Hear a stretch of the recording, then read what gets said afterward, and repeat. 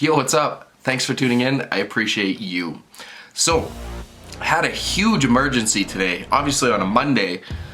Let me show you.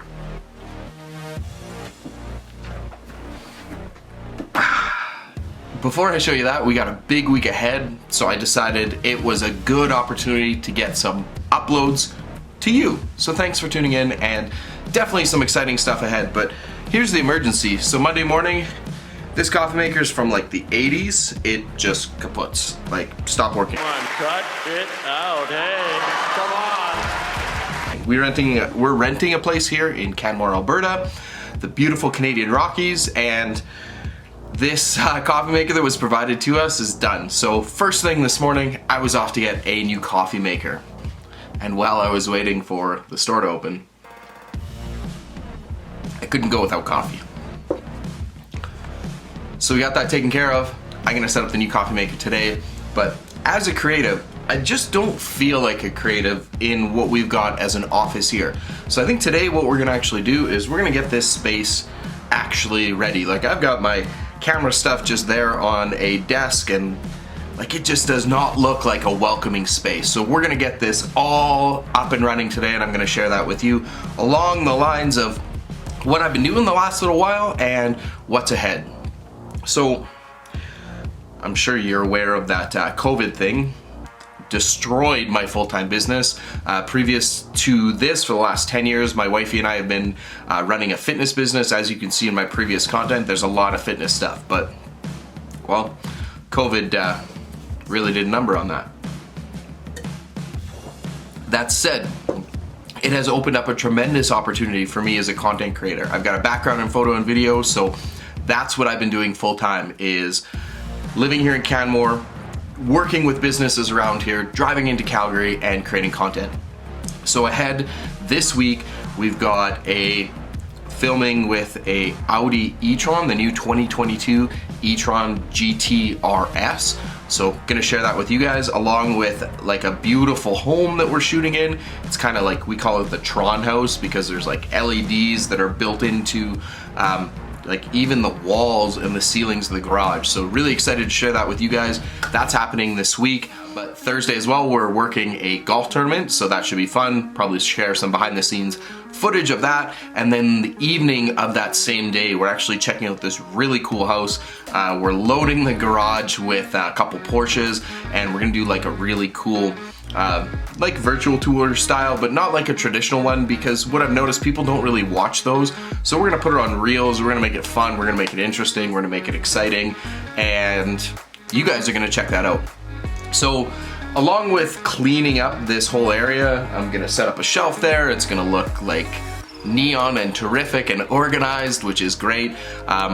This channel is gonna see a bit of a shift. I'm going to share a lot of my tips and tricks. Not so much tricks, tips and best practices, let's say. I have no tricks when it comes to photo and video. Actually, I'm looking at one right now. We'll share that along the lines, but I will share what I've done through the last 5-6 years of creating content. So I'm sure if you're watching this, you probably have some interest in creating content, or you like my fresh haircut maybe. But when it comes to creating content, I've made a lot of mistakes along the way. I've bought gear that hasn't worked. I've bought things that haven't really turned out. I've traded equipment, but what I'm gonna do is share a lot of that with you guys. So if you're a new content creator, you're new into photo or video, if you're someone who wants to get into it because you're seeing the shift in where people's eyes and attention are, and you're realizing that as a content creator, you can be like highly in demand right now. So if you have a camera and you want to sort of shift over to doing more higher quality photos and better quality videos, we're gonna kind of talk about this along the way and hopefully prevent you guys from making all the mistakes I did. There we go. Okay, so let's show you guys what we got going on here. The first thing we're gonna do is clean up this desktop, because like that is a messy desktop, and we can't have that. So we're gonna clean up that desktop. We're gonna clean up all of this, like just make it look good. Sorry Mom, I don't know what those are. But we're gonna make it look good. We're gonna put a shelf over there. We're gonna find a better home for this doggo too. Maybe set up her bed properly too, because she's just hanging out by the foam roller. But yeah, we'll get a shelf there. We'll get maybe a light. We'll get maybe some neon up there. Something that will look better. This whole shit box needs to be fixed.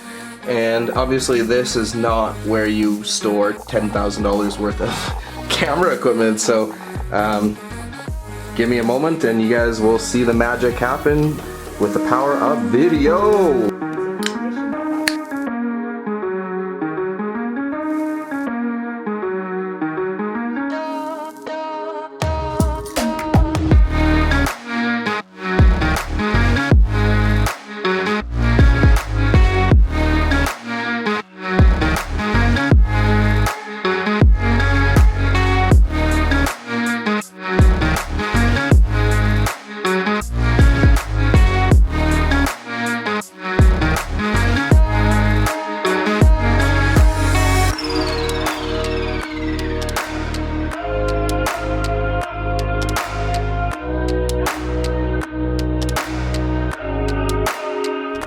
So I guess if we're talking photo and video tips, I've got to actually give you guys some. So here's 3 quick ones that I'm going to share with you that I definitely struggled with as a beginner videographer doing a little bit of photo. But here's a few things to save you guys lots of money, lots of time, and put yourself ahead in terms of your learning curve. Let me hear that. That looks good back there. I like it. So 3 quick tips. I won't waste any more of your time. This, filters, like this. So this is a ND filter here. You can see it's kind of like sunglasses for your lens. So if you're shooting outside, it's nice to have things not overexposed. And then this, you can see as it turns, this is a polarizer filter. If you're doing any real estate stuff, if you're doing any car stuff, you can actually use both of these. So ND filter allows you to get your shutter speed down. So if you're shooting 24 frames per second, you can adjust your shutter speed to be 1/50.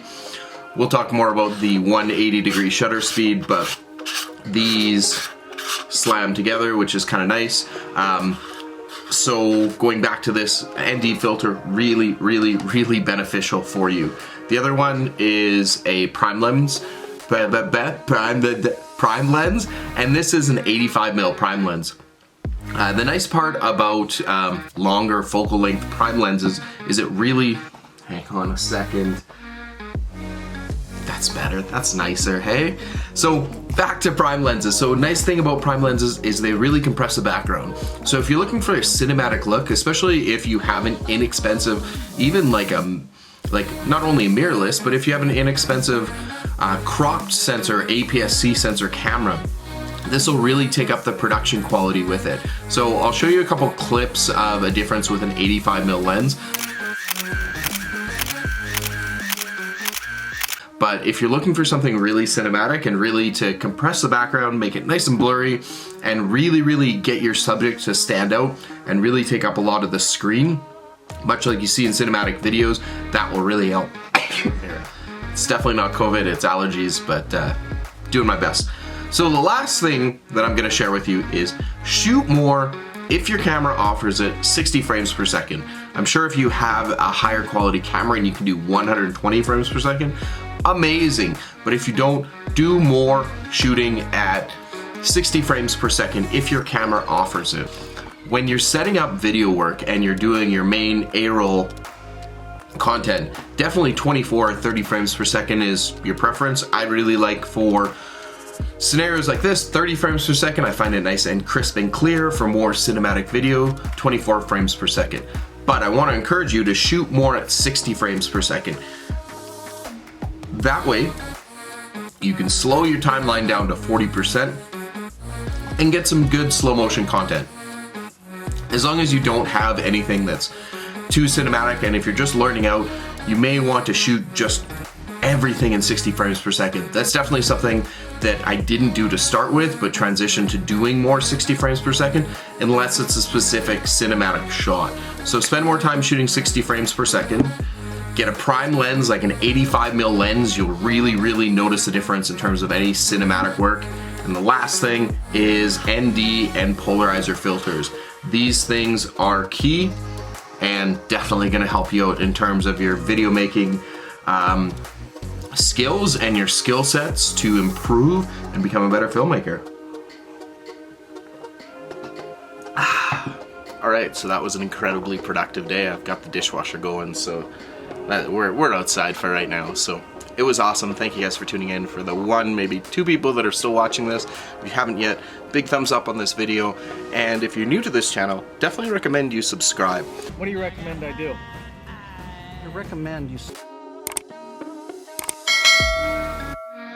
I've got some more content coming ahead and definitely going to get some more uploads. I've also got a goal to get to 1,000 subscribers here before the end of 2021, so we're sitting at... So we've got a way to go. That said, thank you for tuning in. Positivity, optimism, only way to go. We'll create a sign-off, we'll create an intro, outro, all that fun stuff, but just pumped and happy to get the uploads going. See you guys in the next one.